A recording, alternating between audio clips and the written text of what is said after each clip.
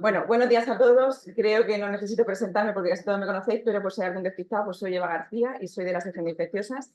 Y estoy muy contenta de estar hoy aquí presentando la sesión, aunque no me guste mucho hablar en público, porque este tema es algo que creo que había que hacer, ¿vale? Es algo que está pasando, nosotros lo vemos muchísimo en la consulta, pero aunque pensamos que es algo viejo, y de ahí el título de la presentación, de la vieja epidemia, pues es algo que está muy en auge y que creo que unas pinceladas debíamos tener todas las especialidades porque creo que nos incumbe a todos. Esta definición de ITS me ha parecido la más real, la que más encuadra con lo que son las ITS, y es donde la salud, la moral y el estigma se encuentran, ¿vale? Y eso, ya digo, la realidad.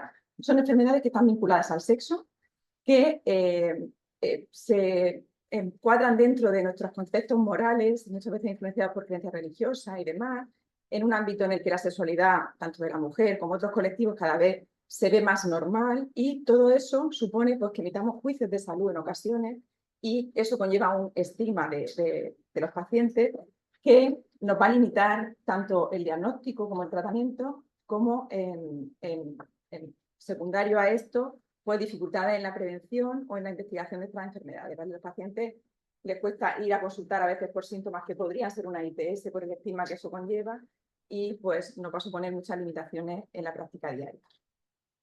Pero ya lo decía Jesucristo en la Biblia, que cuando en un caso de adulterio dice que el que esté libre de pecado que tire la primera piedra. Porque al final estamos hablando de sexo, algo ligado a la especie para la procreación, pero que en la vida actual se entiende de otra manera. Entonces, pues, tenemos que tener estas cosas presentes. En cuanto a la historia, me ha parecido muy interesante buscar el origen de la ITS, porque va ligado al sexo, o sea que va ligado al inicio de los tiempos, pero quizá el momento, el hito más importante de las ITS fue el descubrimiento de la sífilis, ¿vale? Que se le atribuye a el descubrimiento de América, que vino de allí, el treponema, entró por Italia y de ahí se extendió al resto de Europa. Pero sabemos también que al siglo antes de Cristo pues ya se describía la gonorrea y la blenorragia no gonocócica, que sería la clamidia, las lesiones por herpes y por verrugas genitales, y las últimas investigaciones pues, de hepatitis o el descubrimiento del VIH en el siglo XX. Entonces pasamos de los primeros registros a la terminología, a la identificación de los gérmenes que los causaban y a los avances médicos ahora en prevención y en tratamiento. Aquí he puesto una clasificación por germen ocasionante englobadas según bacterias, que a la cabeza pues, gonorrea, clamidia y sífilis, con virus, el VIH, el herpes genital, el papiloma, las hepatitis, y luego otros que no son propiamente infecciones de transmisión sexual, pero también se transmiten por vía sexual, como son el citomegalovirus, el Epstein-Barr, los moluscos contagiosos, la viruela del mono. En los hongos, la candidiasis solo se considera ITS en el varón, y luego parásitos como las ladillas y también la sarna, que es lo mismo, no son exclusivamente ITS, pero también se transmiten por vía sexual. ¿Y por qué hablar hoy aquí en la sesión general de esto? Pues porque no se limitan al órgano sexual y se tratan con un antibiótico y ya está, ¿vale? Estas enfermedades se asocian con otras, algunas de ellas muy graves, como son la sífilis congénita, que supone una comorbilidad en el feto importantísima, pero también hepatitis se asocian con vasculitis, con glomerulonefritis, el papiloma se asocia a cáncer anal, a cáncer cervical, y pues otras manifestaciones locales como son pues, las proctitis, que a veces acaban en endoscopia haciendo verdaderos problemas, y pues esterilidad en la mujer, estenosis uretral en el varón. Entonces, pues bueno, es algo que tenemos que tener en la cabeza. ¿Y de qué estamos hablando? ¿Vale? ¿En qué situación estamos? Pues aquí vemos una gráfica de la sífilis, como en la gráfica de azul oscuros es Murcia y la de azul clarito es España. Pues vemos como en los últimos 10 años hay un crecimiento exponencial de la sífilis, que no solo es debido a esa incidencia mayor porque a lo mejor nos hemos relajado en la actividad sexual, sino también porque estamos haciendo más pruebas, ¿vale? Hay poblaciones en las que estamos haciendo determinaciones y eso supone que también se han aumentado los diagnósticos. Vemos aquí en el mapa de España cómo está la región de Murcia con una incidencia intermedia, pero el área 7, que está, no sé si sabe ubicarla, pero que es difícil ver aquí, pero bueno, nuestra área 7, para que lo veáis en el mapa, ¿vale? Para que veáis el color que tenemos en todas las gráficas, ¿vale? Esto en cuanto a la sífilis, pero también el gonococo le pasa lo mismo. En los últimos años, un crecimiento exponencial. Murcia, una situación intermedia de incidencia, el área 7 de las que más en la región. En la clamidia los registros son más limitados porque se declaró enfermedad de declaración obligatoria en el año 2016, entonces pues tenemos menos registros recogidos, pero bueno, en Murcia ahí sí que nuestro color es un poquito más claro, pero el área 7 otra vez estamos ahí a la cabeza. Y en cuanto a la distribución por edad y sexo, vemos que entre 20 y 45 años es la edad en la que tenemos más incidencia de infecciones de transmisión sexual, porque es el momento en el que más actividad sexual y parejas sexuales se suelen tener, y siempre es más frecuente en varón, excepto la clamidia trachomatis en mujer joven, que supera en esos casos a la incidencia en el varón. Y esta gráfica, esta tabla quería ponerla porque estoy hablando de ese aumento de incidencia y de esas complicaciones graves. Entonces, quería poner que la sífilis congénita, que es algo grave e importante, desde el año 2020, si veis que había 0 casos, pues ahora en 2024 hay 10 casos. O sea, esa incidencia está repercutiendo en esas complicaciones que estamos diciendo que tienen asociada esta ITS. En Murcia, por suerte, desde el año 2018 no hay ningún caso de sífilis congénita. Quería hablar también de otras enfermedades, aparte de las típicas bacterianas de las ITS, y es el VIH, ¿vale? La incidencia del VIH ha disminuido en los últimos años, un poco, sobre todo a expensas de la incidencia en varones. En mujeres las cifras son similares a lo largo de los últimos 10 años. Y la edad de presentación también es parecida a las ITS, pero vemos que en mayores de 50 años también hay un 18,3% de pacientes que diagnosticamos con más de 50 años. Lo digo porque tengamos en cuenta esa patología a la hora de pedir serología en no tan jóvenes. Por supuesto, la mayoría son hombres, más del 50% hombres que tienen sexo con hombres, pero de esta gráfica también quería resaltar ese 25,7% de heterosexuales, ¿vale? Algo que también tenemos en la cabeza, con nosotros no va, pero ojo que sí que va, que en un cuarto que son heterosexuales. Y en cuanto al origen geográfico de procedencia de los pacientes, pues el 48% son de España, seguidos de Latinoamérica y otros países de África, o sea que casi la mitad también son españoles. En cuanto a la hepatitis C, he puesto solo este mapa para que veamos la visión global, porque Murcia, como veis, está bastante intensa, tenemos una incidencia alta en cuanto a hepatitis C aguda. Estos registros son de 2022 porque son los más actuales que hay, y es que tuvimos un brote de hepatitis C en estos últimos años en relación con el sexo con uso de drogas por vía parenteral, que es una forma en la que se contagia más la hepatitis C aguda. En cuanto a hepatitis C crónica, pues tenemos unos niveles intermedios, y la incidencia en los últimos 10 años vemos que se ha mantenido más o menos similar, cosa que llama la atención cuando tenemos ya tratamientos que curan la hepatitis C. O sea, que sigamos teniendo estas cifras, pues nos tiene que poner en alerta de que algo se nos está escapando. Vemos que, aunque la hepatitis C nunca se ha ligado estrictamente a la transmisión sexual, porque se necesita un contacto más estrecho y contacto con sangre en la mayoría de los casos, en el sexo heterosexual es verdad que no es frecuente el contagio vía sexual, pero en el sexo de hombres con hombres, pues se tienen prácticas a veces un poquito más agresivas y producen heridas, y entonces sí que hay un contagio, de hecho, la primera causa de transmisión, seguida por las drogas por vía parenteral. En cuanto a la hepatitis B, va a ser la única gráfica que pongo que va bajando, ¿vale? Y esto es reflejo de la vacunación sistemática en los años 90 de los niños y de los adolescentes. Y otra gráfica que quería poner era el monkeypox, porque estuvo muy de moda hace unos años, con un brote que se empezó a describir, y vemos cómo en el año 2022 pues, hubo muchos casos y poco a poco ha ido bajando, aunque estos registros son hasta 2023, y ahora vuelve a haber algún brotecillo que se va describiendo en algunos países y tendremos que estar alerta. Bueno, tan importantes son las ITS, que aparte de traerlas aquí, pues el Ministerio tiene una página exclusiva para dar información, infografía de las ITS, ¿vale? Pero no solo el Ministerio de España, sino también todas las sociedades científicas de España e internacionales también tienen sus guías y sus recomendaciones de diagnóstico, manejo y tratamiento de las ITS. Bueno, aquí en cuanto a clínica, pues he puesto las definiciones clínicas clásicas, ¿vale? De síndrome sudativo, sobre todo gonococo y clamidia, ulcerativos, el sífilis, el herpes, si bien hacen vesículas, luego hacen también úlceras, linfogranuloma venéreo.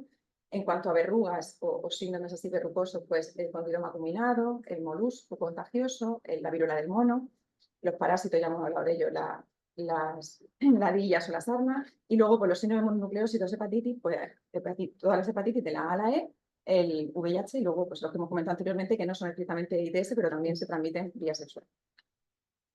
En cuanto al diagnóstico, pues disponemos de este arsenal microbiológico para llegar al diagnóstico, el GRAM, el cultivo, las nuevas técnicas de PCR que nos han facilitado mucho el diagnóstico, la serología y la observación directa.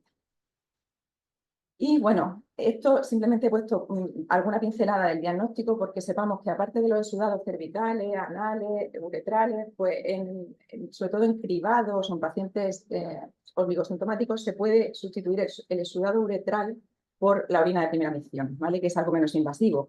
Esa orina de primera micción es la orina de la primera mañana, ¿vale? Pero no como en las infecciones de orina que queremos desechar la suciedad y coger la orina limpia. Aquí nos interesa esa suciedad que está en la uretra, que está produciendo problemas. Entonces es el primer chorro el que hay que recoger, ¿vale? Y sobre esa orina se hace una PCR que nos dice si hay diagnóstico de uretritis o infección asintomática por alguna ITS. En cuanto a los síndromes ulcerativos, pues tenemos las serologías y luego tomas de la muestra con hisopos, ¿vale? Que hay hisopos para virus y para bacterias, que eso quería también transmitiros que hay diferencia y que depende de lo que vayamos buscando, necesitamos coger uno u otro. Y luego viene el tratamiento, ¿vale? Cada una de las sociedades científicas, como ya hablé anteriormente, pues tiene su tratamiento. La mayoría son similares, ¿vale? Todos varían un poco en cuanto a la dosis de la ceftriaxona, pues según las resistencias que tienen locales y demás, y no voy a entrar en cada una de los tratamientos de las, porque si no, me mataríais. Pero sí que quiero que sepáis que nosotros tenemos en el MIRA la guía de tratamiento antimicrobiano del PROA, que según nuestras resistencias locales y nuestra microbiología, pues tiene un apartado específico de ITS al que tenemos acceso todos y podemos ver los tratamientos que se recomiendan en nuestra zona, ¿vale? En caso de duda. Y ahora viene la parte más interesante para mí de la sesión, ¿vale? Porque quiero transmitir como pinceladas de las distintas ITS. Está basado en preguntas y en situaciones reales y lo he titulado Lo que siempre quisiste saber pero no te animaste a preguntar. Son 10 preguntas que yo he considerado que creo que pueden ser útiles, pero por supuesto estoy abierta a que cualquier pregunta se haga en cualquier momento, lo podéis interrumpir o lo que queráis. La primera es cuándo debo pedir una serología o un estudio de ITS.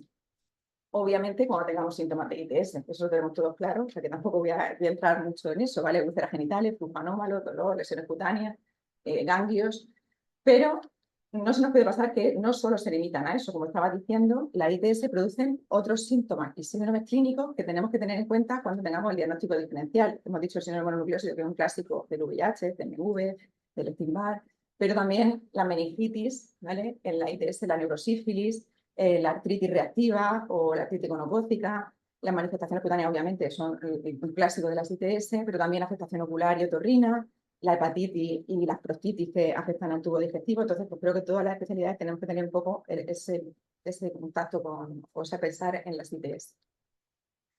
Está indicado cribar las ITS en asintomático, pues ya vemos que los que tienen síntomas obviamente hay que hacerlo, pero en asintomático también, si yo planteo estos escenarios, estos pacientes, pues diréis, pues claro, si se droga, pues sí estaría recomendado hacerle una serología o un cribado de ITS. Personas que son pareja de un diagnóstico de una ITS también, si hay una agresión sexual, un accidente laboral, un pinchazo, en las embarazadas también se hace, aunque estén asintomáticas. Y luego en colectivos en los que las ITS son más frecuentes, hombres que tienen sexo con hombres y demás, pues también podría estar indicado. Y luego vemos que en la reproducción asistida también se ha metido el cribado de ITS, aunque estén asintomáticos. ¿Y cuáles son las que tenemos que cribar? Pues cada una de las sociedades establece lo que recomiendan cribar, pero básicamente todos son lo que hemos dicho al principio: la infección gonocócica, la sífilis, la clamidia, el VIH, el SIDA y las hepatitis A, B y C. Entonces, pues eso es lo que escribamos nosotros en la consulta. ¿Y qué dice el documento de consenso del Ministerio que tenemos que hacer? Pues que en la población general que se considera de bajo riesgo, que testemos al comienzo de la relación, ¿vale? Si es una pareja estable, con que lo hagamos una vez es suficiente. Pero si tenemos distintas parejas sexuales, que lo hagamos de manera anual o tras cambiar de pareja. Y en poblaciones con riesgo elevado de ITS, que lo podemos hacer cada 3 meses. Incluye, pues ahí metemos los pacientes que tienen más de 10 relaciones sexuales al año, que tienen pareja anónima, que han tenido alguna ITS previa. Eso, poblaciones de riesgo se podría hacer hasta cada 3 meses, que es lo que nosotros hacemos con el colectivo que está tomando la PrEP, que hablaré más adelante. En mujeres embarazadas hacen en el primer trimestre y luego se valorará según el riesgo. Y los adolescentes, que genera ahí un poco de controversia, lo he puesto porque a partir de los 15 años dicen que se le ofrezca una serología de sífilis y de VIH y luego según sus prácticas sexuales, pero si son sexualmente activos, pues obvio, y ya pues luego ir valorando la periodicidad. Otra pregunta que me parece interesante porque es casi el top one de las interconsultas no presenciales es la serología de la sífilis, ¿vale? Es verdad que a veces da un poco de dudas porque pues eso, no es fácil, pero pues he puesto aquí un ejemplo de lo que nos sale en el hospital, ¿vale? Antisífilis positivo con RPR positivo. ¿Qué significa esto? Bueno, para la sífilis tenemos dos técnicas diagnósticas, las treponémicas y las no treponémicas. Las treponémicas, me lo estudié así para el MIR, porque las más clásicas que se usan en la práctica clínica en casi todos los hospitales son el TPHA y el FTA, ¿vale? Entonces la T de treponémica con la T de lo que lleva la técnica, ¿vale? Y aunque hay otras, pues eso, las dos que más se usan son esas. Incluso nosotros que no nos dicen TPHA ni FTA, que pone antisífilis, también lleva T, el anti, ¿vale?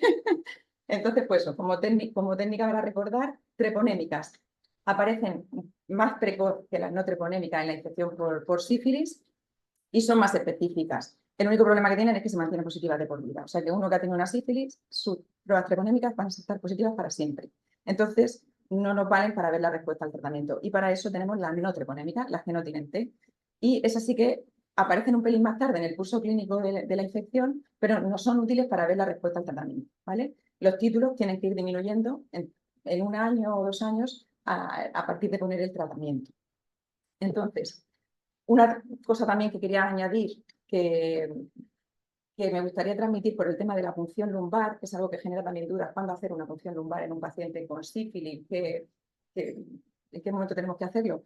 Bueno, siempre que haya manifestaciones neurológicas hay que hacer una punción lumbar y cuando esos títulos no bajen lo suficiente después de un tratamiento correcto, sobre todo si son títulos por encima de 1,32, y en casos especiales también, como el VIH, en el que la sífilis se comporta de una forma diferente, cuando existen CD4 bajos y títulos muy altos, en pacientes muy inmunodeprimidos, pues en ellos también tenemos que valorar la punción lumbar de una manera más frecuente. Aquí quería decir que quizá la consulta no es esta con el RPR positivo, que es más claro que nos tenéis que consultar a lo mejor porque está claro que tiene actividad, sino cuando el antisífilis es positivo y el RPR es negativo, ¿vale? Eso no hay actividad, pero ha habido sífilis. Entonces, esa pregunta, la respuesta es que tenemos que preguntarle al paciente si pasó una sífilis y si se trató de forma adecuada. Porque si el RPR es negativo y los anticuerpos de la sífilis son positivos, pero no se trató y no tenemos evidencia de qué ha pasado con eso, está indicado volver a tratar, ¿vale? Porque no tenemos el significado de ese RPR negativo, no sabemos si es una respuesta subóptima del paciente, si se ha quedado ahí latente, si puede llegar a ser contagioso. Entonces, ante la duda, las sociedades recomiendan que se vuelva a tratar si no hay evidencia de tratamiento previo. Ahora vengo con otra serología, ¿vale? Estas pinceladas. Tengo que preocuparme por esta serología de virus B. Aquí he puesto una serología de virus B que voy a resumir, aunque veáis ahí el antígeno en superficie positivo, el total no lo han determinado porque no procede, porque si tiene el antígeno pues no tendrá el anticuerpo probablemente, no sé muy bien por qué, que no tiene inmunidad y que el anti-HB es positivo, ¿vale? O sea que probablemente, el core tiene que ser positivo, pero la IgM es negativo, ¿vale? Me da un poco igual todo lo demás. Solo quiero que os centréis en el antígeno de superficie. El antígeno de superficie es positivo, hay infección por el virus B y hay que mandarlo a la consulta infecciosa o de patología, ¿vale? Eso tiene que verlo alguien porque hay que valorar, primero, cargas virales, si está produciendo hepatitis o no está produciendo hepatitis, si necesita tratamiento o no necesita tratamiento. O sea que antígeno de superficie positivo, me da igual lo que haya detrás, a infecciosa, ¿vale? Y la otra serología que quiero transmitir es esta, ¿vale? Aquí tenemos antígeno de superficie negativo, o sea que no hay infección crónica por virus B, pero tenemos el anticore positivo, ¿vale? Eso significa que está en contacto. Aquí otra regla mnemotecnia, core, contacto. El paciente ha tenido infección por virus B y no está activa, el antígeno es negativo.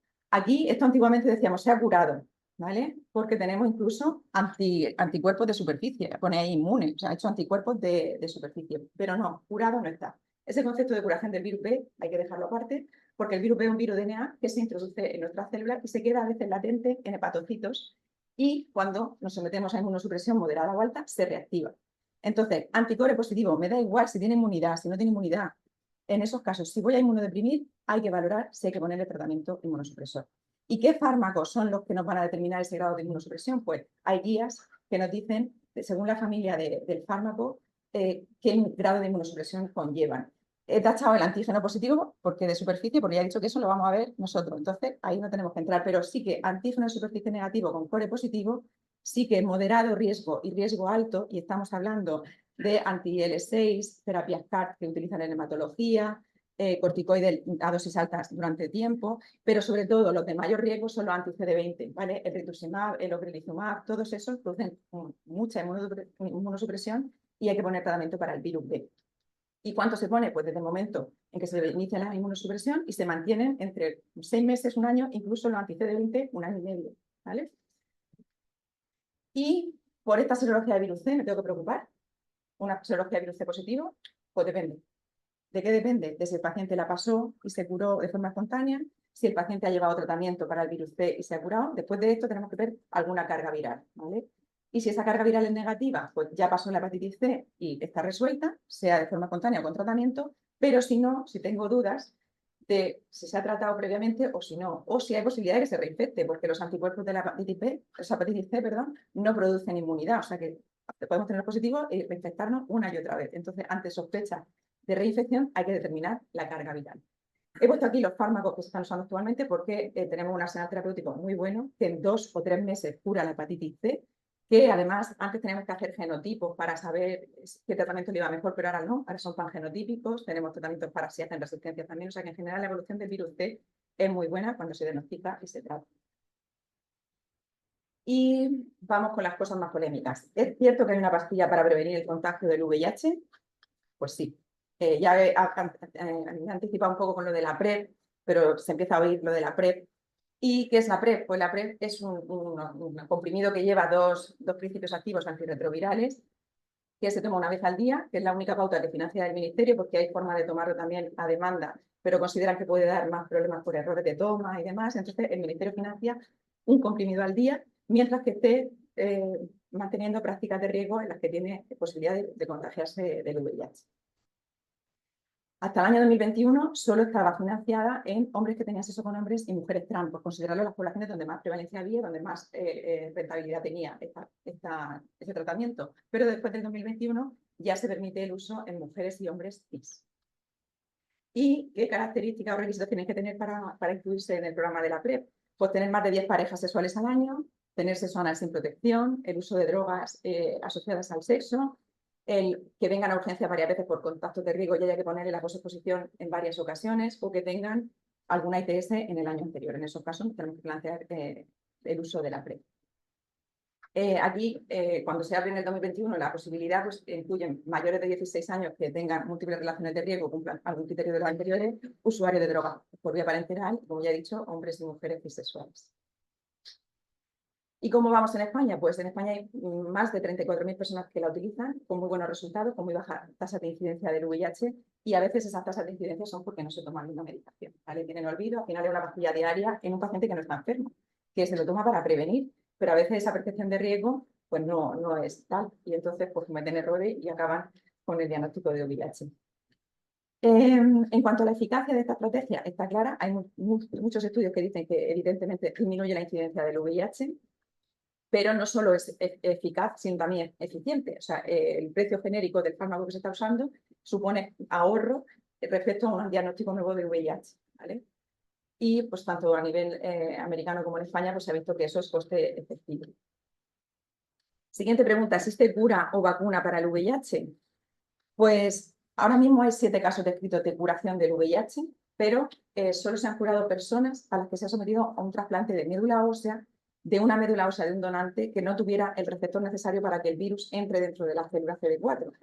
Y eso pues no es algo fácil de hacer. Primero, un trasplante de médula lleva una comorbilidad y es un riesgo altísimo, con lo cual no puede ser un tratamiento de elección para una infección por VIH, que tenemos tratamientos muy buenos.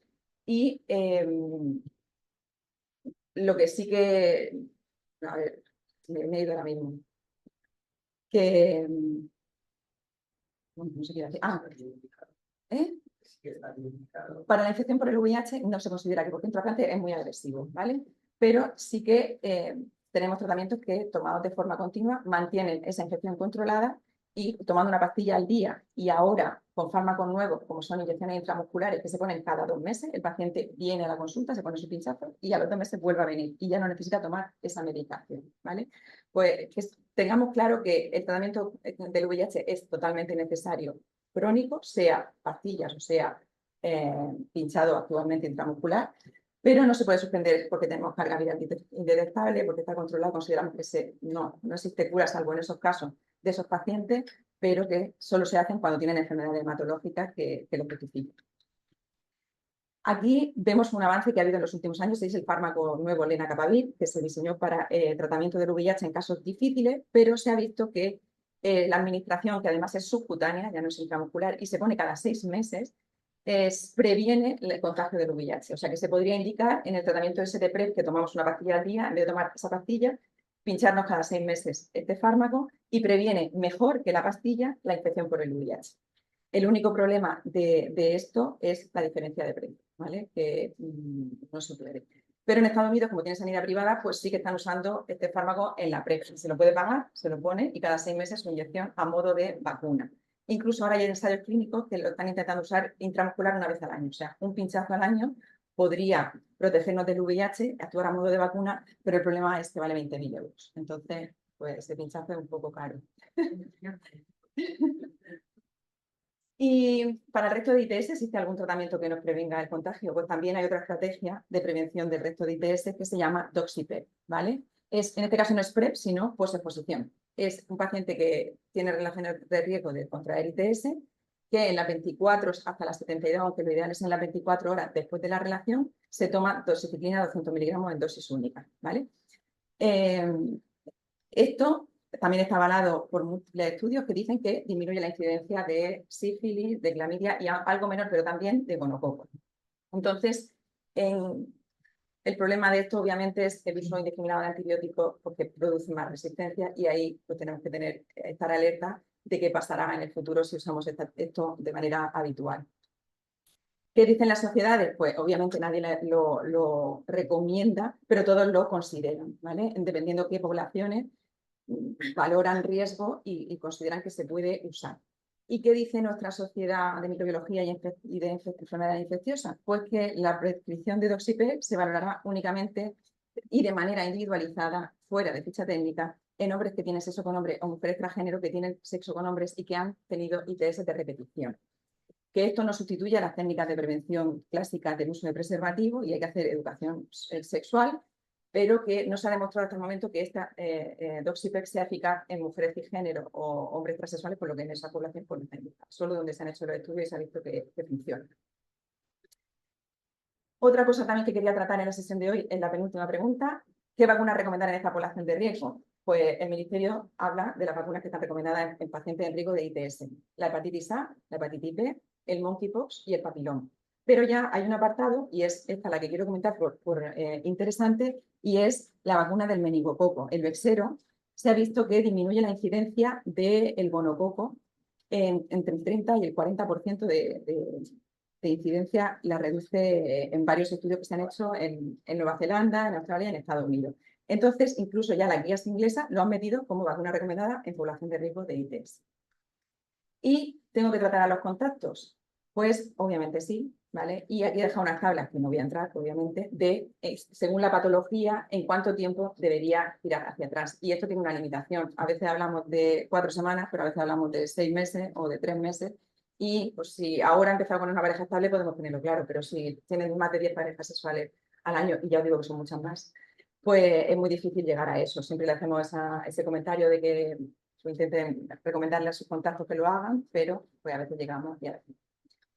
Y bueno, como conclusiones, pues las ITS están experimentando un crecimiento exponencial en los últimos años con las complicaciones que ello conllevan. Que cualquier contacto con el ámbito sanitario es una buena oportunidad para realizar una adecuada educación sexual y vigilancia de las ITS. Que la profilaxis farmacológica, la PrEP en el VIH y la Doxipep en la ITS bacteriana dirigida a poblaciones de riesgo puede disminuir la incidencia de infecciones y sus complicaciones siendo estrategias coste-efectivas, que el screening en poblaciones de riesgo y el tratamiento de infecciones asintomáticas puede llevar a un menor número de contagios, aunque tendremos que vigilar la resistencia a los antibióticos, y que son necesarios equipos multidisciplinares, atención primaria, urgencia, ginecología, urología, dermatología, coloproctología infecciosa, para identificar rápido a los pacientes, manejar esas ITS cortando la cadena de transmisión. Y pues nada, un poco lo que el Ministerio recomienda, que en la ITS podemos conocer, prevenir, proteger, sentir, decidir y cuidar. Y muchas gracias por vuestra atención. ¿Tenéis alguna pregunta?